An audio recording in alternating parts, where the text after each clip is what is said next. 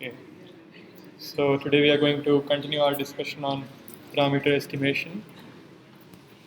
Uh, so in the last class we saw maximum likelihood and maximum a posteriori estimates. The basic concept was that first of all you define a likelihood. How do you define likelihood? Okay. Let's start from very basic. In the beginning you have got some samples, right? You have some samples. Now, then you decide a model to, you decide what model to use. Now you want to estimate the parameters of that model so that your model best represents your data. So you define a likelihood function, which means likelihood is probability of the samples, basically. Probability of the samples given the model parameters theta, right? This is what you want to maximize. And when you maximize this for theta, then you get ML estimate. So my theta ML, the ML estimate of the values of the parameters of the model is equal to argmax over theta P of basically samples given theta, or given theta, whichever way you want to write. On the other hand, the map estimate is given by same thing, argmax over theta, but this is probability of theta given s. Instead of s given theta, it is theta given s, which by using Bayes' rule, it becomes argmax over theta, p of s given theta into p of theta. And we discussed this is the prior. This is your prior, which is your prior belief on the values of the parameter values. Okay, another observation which was pointed out by one of the students, Japanese. So for ML estimate, what are we doing here? So our theta is given by, basically to find the value of theta, you say my dou of log likelihood differentiated with respect to theta, and then you make it equal to 0, right? Now it turns out that if you want to estimate any value fx, basically any value, I should have written theta. Let us say this is a theta, not x. If you want to estimate a function of theta, let us say in our Gaussian example we had to estimate the value of sigma square. You can also estimate the value of sigma and take a square of it. That will be the same as the estimate of ML estimate of sigma square. The reason is very clear that, okay, instead of saying, if I say dou NL upon dou F and then dou F by dou theta is equal to 0. So these two are equivalent, right? And provided that this is not 0, this will be 0. So basically, only for ML estimate this holds, right? So instead of estimating the ML estimate of sigma square, I could estimate the ML estimate of sigma and take a square of it. That will be the same thing, right? Okay, this is one extra point which came out in our discussion. Now today we are going to discuss something about sequential estimation and sufficient statistics. It's a very simple concept, just a fancy name. So basically now you don't have a chunk of data with you. You don't have a chunk of samples. Like earlier we saw, we have got, let's say, 100 samples, 1000 samples, and we estimate the value of theta on these samples, right? But now you do not have a big lump of samples, but you are getting sequential data. Basically you are getting, let's say, one sample every second or one sample every 10 milliseconds, something like that, right? You're getting sequential data, just like that is the most natural case, right? When you have any service running, let us say an internet service, you are getting packets continuously, or you are getting data continuously, or if you are running if you are watching cricket match, you have scores coming continuously, right? And if you are measuring power in a device or in a power in a line in a supply line, then also you're getting continuous values all the time, and you are monitoring it over long durations of time. So you might not like to save all those values, right, to estimate your model parameters. You might not, the data may be too large. I'll give you a practical example. Let us say you have speech recognition system on your mobile phone, right? Mobile phone has got limited memory, limited computational power. It cannot save all the speech recordings of you for let's say 3-4 years. But what is useful is, or what is more practical in this situation is, you're getting sequential data. Like you are talking, it is recording, and then it updates its model, and then throws away your recording.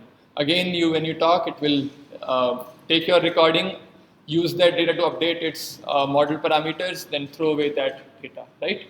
In this way, you are saving a lot of memory and a lot of post-processing. Basically, memory is the most essential thing here, because data is continuously streaming in. Now, how do we do it? So we have seen, this is just a recap, let us say the Gaussian example. The mean of the Gaussian is given by the sum of all the samples divided by number of all the samples, right? Now if I ask you that these samples are arriving sequentially and not all at once, right? So you got, let's say, in the beginning you have one sample, then you got another sample, and in this way you're getting thousands and thousands of samples. So how do you ensure that at each time step you have the perfect value of mu ml? So the thing to note here is that to estimate mu ml, you do not need you need not save all the individual samples. But what ultimately you need is the sum of samples and the number of samples, right? So that is called sufficient statistics. I need not save all the samples. If I just save the sum of the samples, basically I have a single variable. Let us say my mean is a 3-dimensional vector.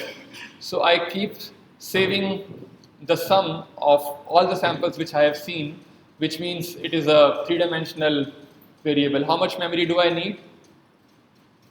Just equivalent to 3 floating point numbers, right? Whatever is your precision. It is equivalent to saving just 3 floats. And then I need to save the number of samples, which means another integer, right? I got another new sample. I will update the sum by adding it to the sum, and I increase the number by 1, right? And finally, if you ask me what is the mean, I will just say this upon this. I just divide it and I will say, okay, this is my mu ml, right? So to get the value of mu ml, I need not save all the samples. I just need the sum and the total number. So this is called the sufficient statistics. So the sum of all the samples is the sufficient statistics. It is sufficient to estimate the value of mu. Right? Okay. Now there is an algorithm. How would you update mu ml with st arriving at every instant t? Okay. So this is how you can write it. Like I have mu ml at some time n-1. This is a general way. I have mu ml at some time n-1, and a new sample Sn arrives. Now I want to derive the value of mu ml n in terms of mu ml n-1 and the new sample which has arrived, right? Assuming that I am keeping track of the number of samples here, capital N, which I am using here. Okay, so it's very simple. I'll just go to the original formula. What is mu ml at any n? So this will be equal to sum of all s, let's say st, t equal to 1 to capital N, and divided by capital N, right? Uh, Now I want to express it in terms of mu ml n minus 1. What is my mu ml n minus 1? It is basically the same thing,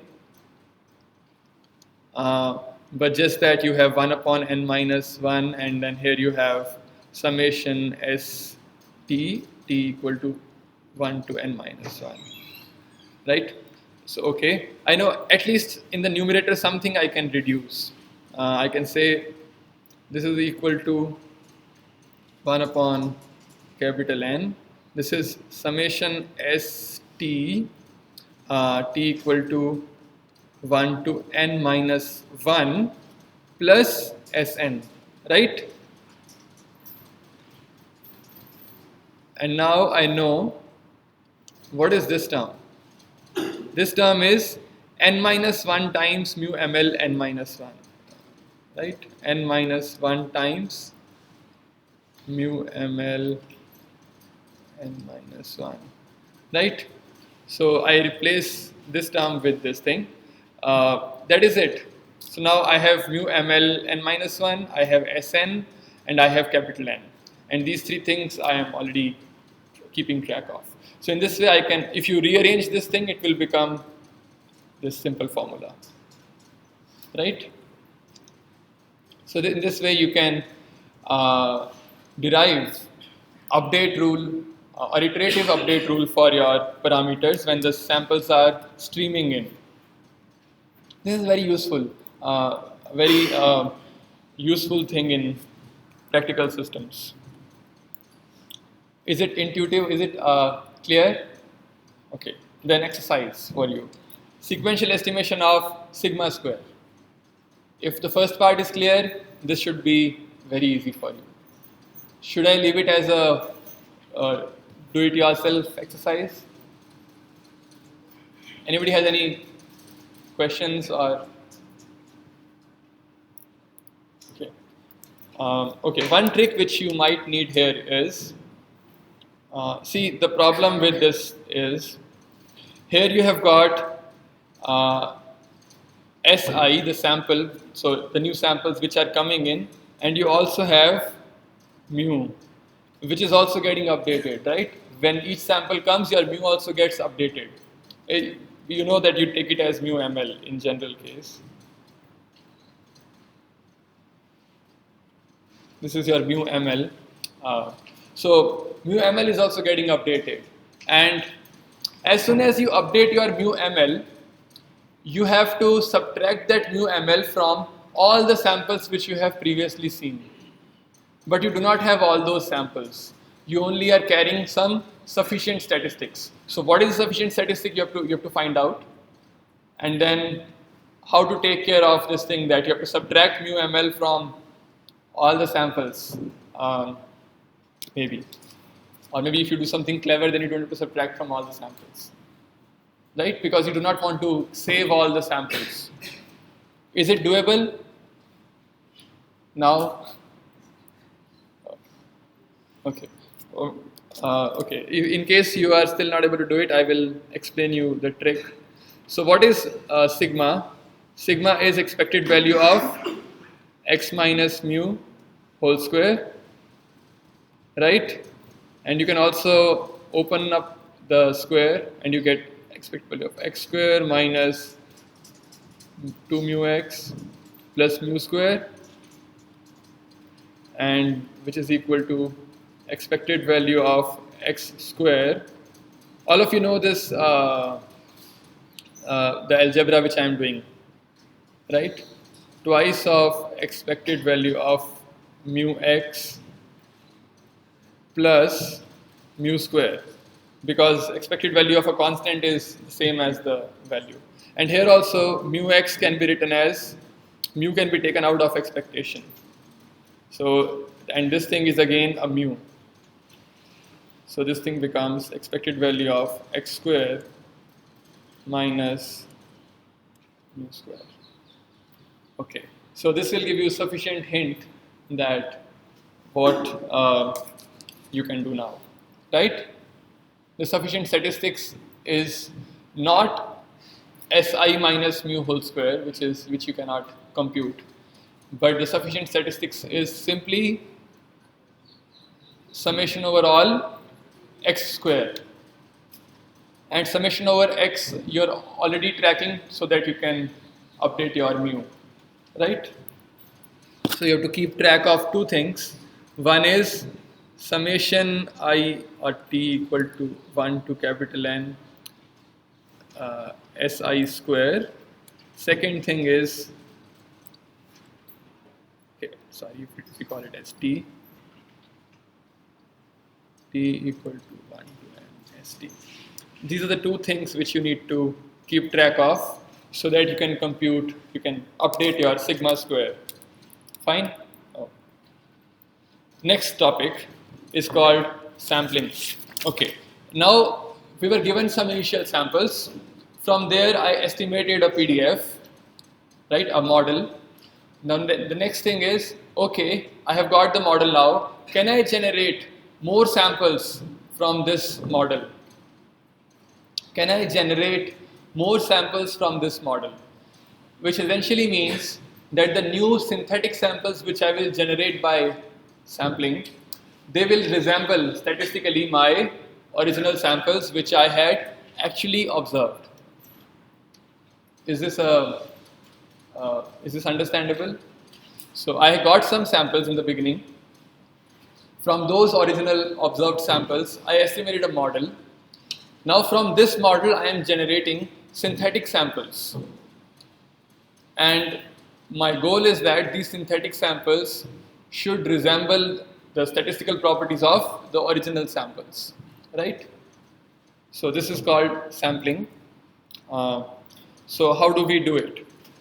All of you in your any programming platform which you are using, mostly Python, so you have got some random number generators. They are actually pseudo random number generators. So basically they generate some so many samples which follow certain statistical properties, basically from some standard distribution.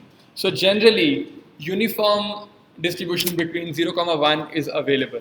So if you want to know what is uniform distribution, it is something like this. So this is your E of x, this is your x. So the probability of getting a number between 0 to 1 is equally distributed between over this range, right?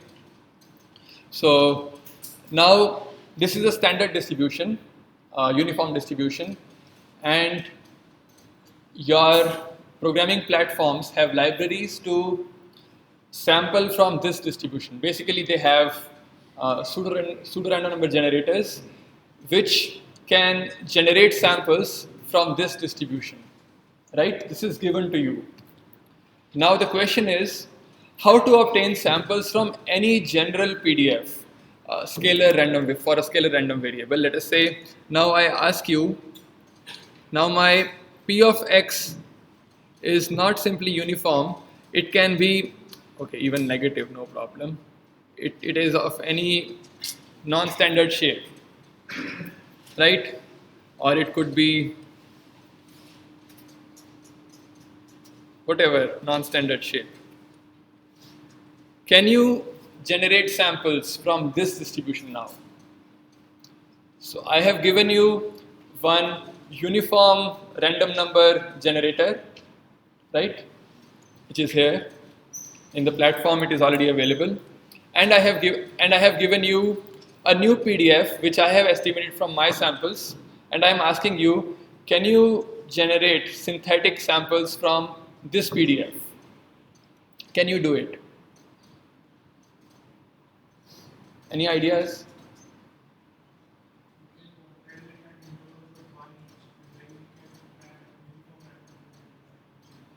You can quantize.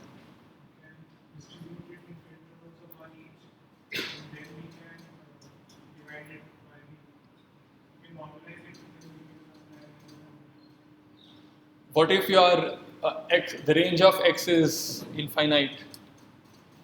Like you have Gaussian distribution, right, which has got minus infinity to plus infinity. The support is infinite. How do you tackle in that situation? So okay, the hint here is it is not trivial. When first I saw this problem, it was very unobvious, but when I saw the solution, it was so beautiful. So the hint is that we use transformation of variables. How do we do that? Okay, so all of you have read in the previous lecture that transformation of variables is you have some function. Let us say this is your p of x. P of x is something, and then you have a function f of, so yeah, y is equal to f of x, and then you have x here, and this is any function. Okay, let us assume that this is a monotonous function. Let us assume that this is a monotonous function. Right? Now what is py? What is py? Basically, I'm using this under this subscript to denote different functions. Like p of xx is a different function than py. So this refers to the. So basically, this is a different function from px. That is why I'm writing py. So py is given by px divided by dy by dx. Right? Since this is a monotonous function, so there is no problem in writing like this. Means I do not have multiple intersection points, right? And I can write it like, okay. So this is what we have already seen.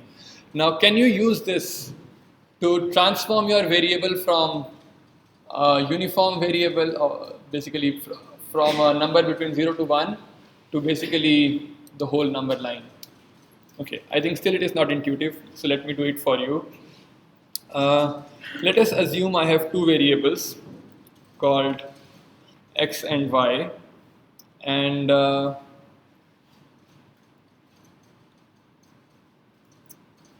my x lies in the range 0 to 1, and my y can be anything. So my y can be anything. Okay. Now I want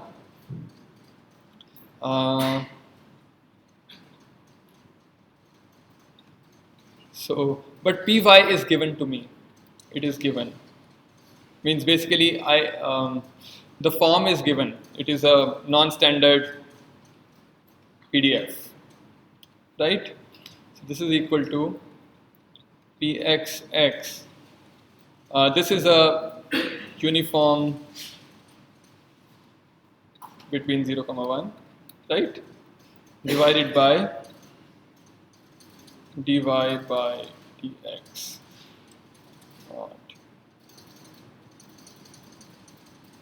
So this becomes equal to, so since this is uniform, so this means this is 1 for x belonging to 0, 1, right?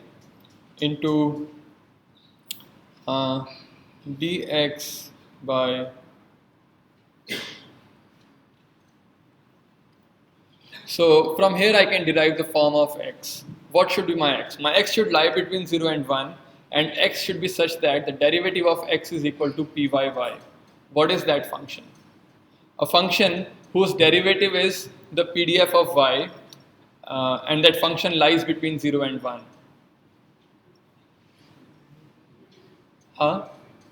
CDF, yes. So my x is CDF of y. So my x is the CDF of y. If you take this transformation, basically your y is CDF inverse of x.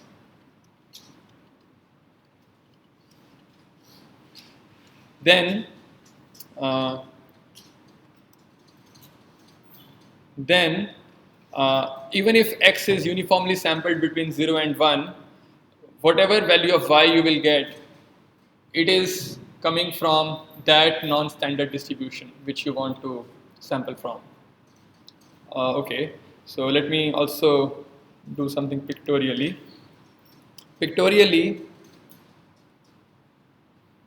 you have got your x here and you have got your p of no p of y, sorry. You have got your y here, p of y, which is some non-standard thing, right? So if I take its CDF, so let me call that as capital F of y for CDF. So how will I compute CDF? So basically f of y is given by integration from 0 to y of py of some y dash dy dash, right? Integrated from 0 to y. So basically it is the integration from this value. So okay, integration, let us say this is all 0, so it will remain 0 here. Here it starts becoming non-zero, so, oh I'm sorry, thank you. Minus infinity to y. This is, let us say this is 0. Yeah, so I'm integrating from this left hand side, and here I have hit a non-zero value. So it will start increasing, and then it increases rapidly. It will never decrease. Okay, so let us say something like this I got. So asymptotically it will reach 1, or whenever it is 1, and it will not increase after becoming 1, right? So now this is a function. So if you see the y-axis, the f of y, it always lies between 0 and 1, and my small y lies between the, like it has the whole range. Now if I get any random number here in this, any random number if I get, and if I just, let us say I got this value, and I will just map it to y. So this is my one sample. Let us say I got this value, and I will go here. This is my other sample. So in this way, I'm sampling from the y-axis, and I'm just projecting it to the function and finding the corresponding y, and that is my sample. Clear? So I have explained both pictorially as well as from the formulation analytically. Okay. So this was one thing which we wanted to discuss in the last class, but we could not do. Now coming to the next distribution, which is very important, and we'll be using it, which is very useful in many machine learning applications. It is called the multivariate Gaussian distribution. So we saw.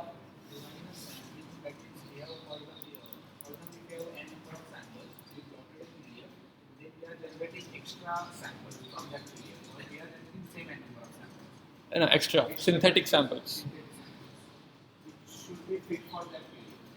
Yeah, which are derived from that PDF.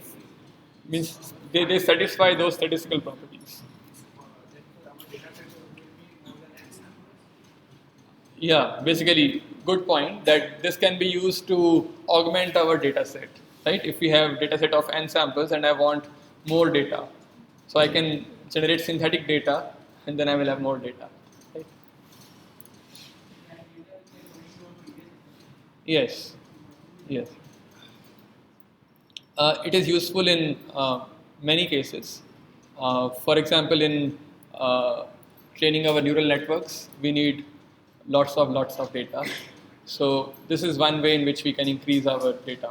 If you know the underlying PDF, or if you can estimate reliably the underlying PDF, and then you can sample from there. And the underlying PDF is calculated using previous samples, but we may have some physical knowledge about the model. For example, I know that my distribution comes from, let us say, Gaussian, or let us say Laplacian distribution. And I just use, let us say, those 100 samples to estimate my parameters very nicely. And then I generate many samples from that distribution. And I use it to train my neural network, which needs lots of data. 100 samples were not sufficient to train the network. But by these so many samples, I can I can train my model reliably.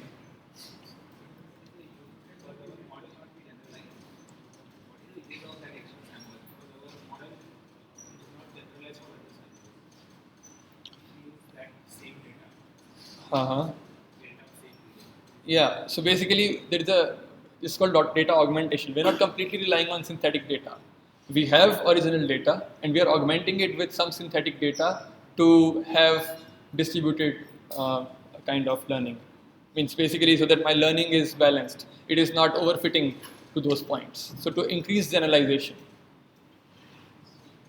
It will enhance generalization, right? If I give you 100 samples, on the other hand, if I tell you take these 100 samples, but also take from me that this data is coming from a Gaussian distribution, then you can do much better. You won't overfit to those 100 samples, but you know that, okay, the underlying distribution is Gaussian, so using that knowledge plus these samples, I can make my learning better.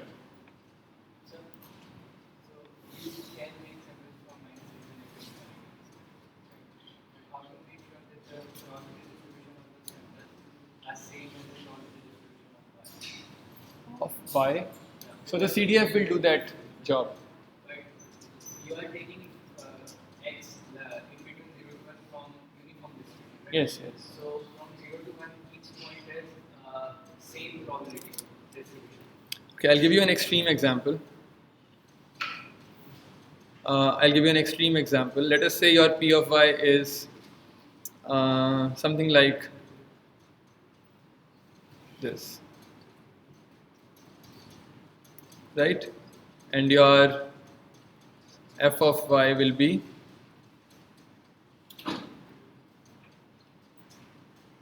like this, right? Right? Now, what is the probability of getting a value this? What is the probability of getting this value? 0, right? But because if you sample from here, you will land in this range only, right? So this is a tricky thing. You have to spend some time to get a feel of it. The basic understanding is, okay, that the area here or the line segment here and the line segment here are related by the slope of this function, right? So that is the trick. Maybe you think about it and you will get it. It's very easy. If the function is not, pardon? If the PDF is not integrable, that can never happen. PDF is always integrable and CDF is always differentiable. PDF might not be differentiable, but it is always integrable. Because you know it sums to 1. When you integrate it over the whole thing, it becomes 1. If it is not integrable, it is not a PDF. So the multivariate Gaussian PDF. Basically, we saw univariate, which means single scalar random variable Gaussian. Now this is a vector. So x is a vector. So everything remains same. Just that carefully have a look at this form in the numerator. You have x minus mu. It's a vector. So x is a vector of, let's say, dimension d cross 1. Mu is also d cross 1. So x minus mu is also d cross 1. What is sigma? The dimension of sigma will be d cross d. So this is also d cross 1. So basically when you take a transpose, it becomes 1 cross d, right? So 1 cross d into d cross d into d cross 1. So ultimately this whole thing becomes a scalar, or 1 cross 1. Right? So and sigma. So this is sigma inverse. So if sigma is d cross d, sigma is d cross d, sigma inverse is also d cross d. So my sigma captures the variance between different components of x. Like if my x vector is like x1 to xd, then sigma will capture, okay, what is the covariance between x1 comma x1, covariance between x2 comma x1, and so on and so forth, and in this way along the rows also, right? That is the sigma thing. Okay, and in case your x1, x2 and all xd, if they are independent, then what will happen?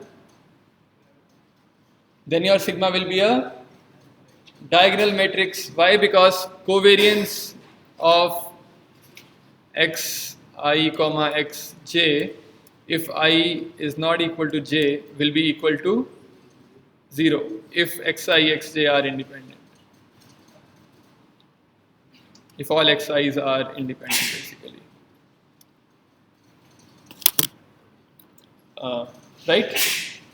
We saw in the last class, I think, why independence leads to non-correlation. Okay. Okay. Now, some exercise. How would you model this data? If I give you this data, what kind of these are the samples, right? Ignore the y-axis. Basically, I have just placed them along, with a variable height, so that you can visualize it. Otherwise, you can ignore it. So, what should be the distribution which you would like to use here? Can you use a Gaussian distribution? Is it something like uniform distribution? If you use a uniform distribution, what will you get? You will get some estimate, but that will be a foolish thing to do because you know it is not uniformly distributed. Okay, let us say I did that mistake. I estimated this with a, if I estimate this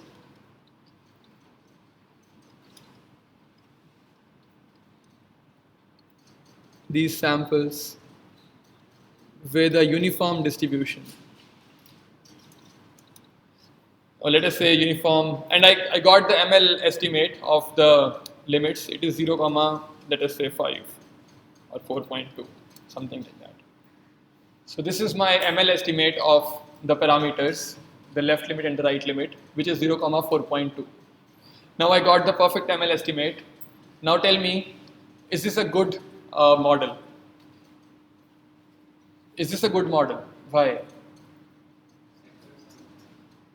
Yeah, but how do you quantify that? How do you quantify that your samples are, that your model does not represent your samples?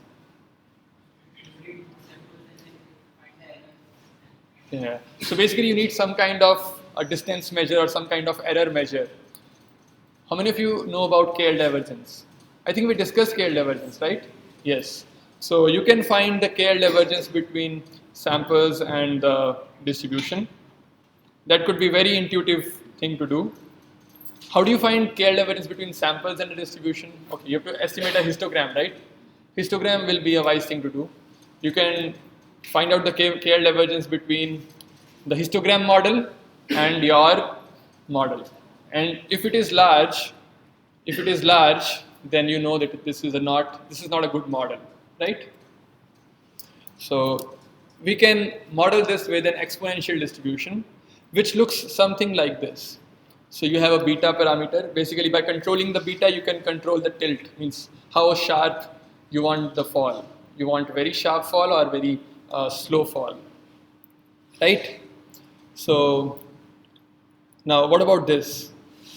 How would you model this with this? Good. So I can use a normal or a Gaussian distribution. How about this?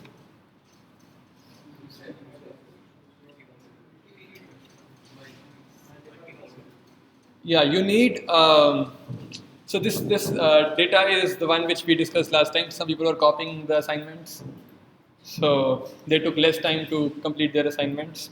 So how do we find these patterns in the data automatically? By using some model. But what kind of model can we use? So we use latent variable models. So what are these latent variables? Basically, I know that I don't have any standard distribution which describes this data, right?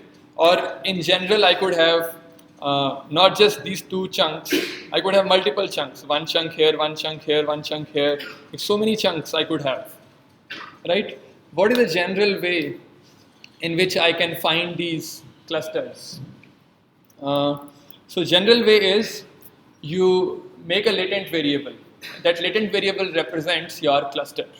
So let us say I have a latent variable which can take two values, cluster 1 or cluster 2. Right? This is a latent variable. With some probability it takes the value cluster 1 or cluster 2. Like two bags, right? So cluster 1 comes with this much probability, cluster 2 comes with that much probability. And then given this cluster, I can assume it to be some standard distribution, let's say Gaussian distribution, right? And then I can model this bag. And similarly, I can model the other bag. And the overall distribution will be a multimodal distribution. Multimodal means like multiple clusters are there. Is this clear? Okay, so we will discuss this further. So I just gave an intuitive understanding of it, but now we'll go through the mathematical details. Yes, it is same as GMM. Yes, if you know Gaussian mixture models, they are latent variable models. So what is a latent variable? Latent variable or latent variables help complicated distributions to be formed from simpler components. So let us say, we just now saw that example. So let us say Z is that cluster variable, which cluster it belongs to. If it belongs to cluster 1, then I use P of X given Z equal to 1.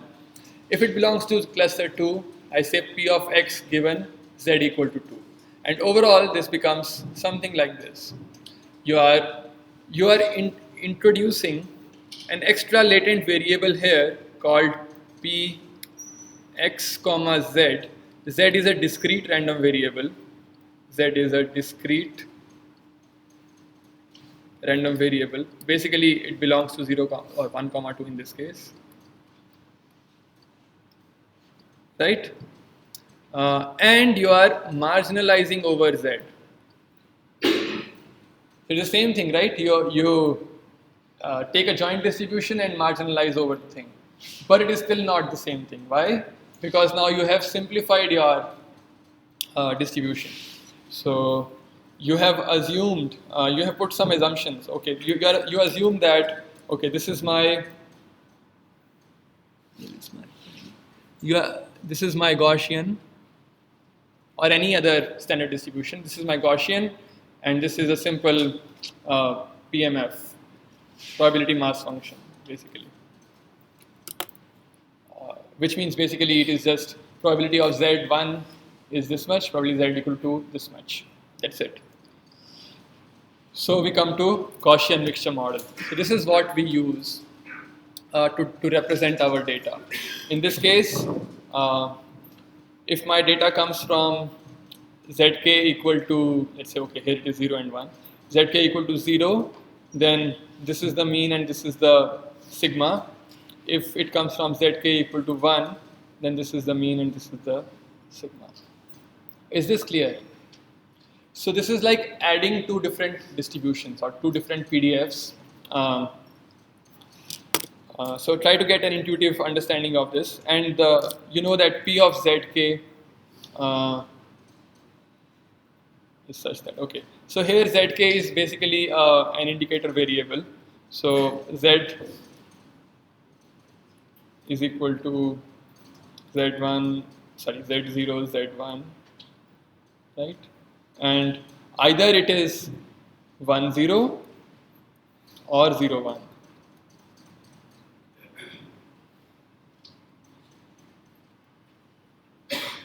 It could be either of these two values, because the sum of Zk should be 1, and each individual Zk can take either 0 or 1. So this thing has another name which we have seen in the past. What is it called? We have seen something like this, one hot vector. Very good.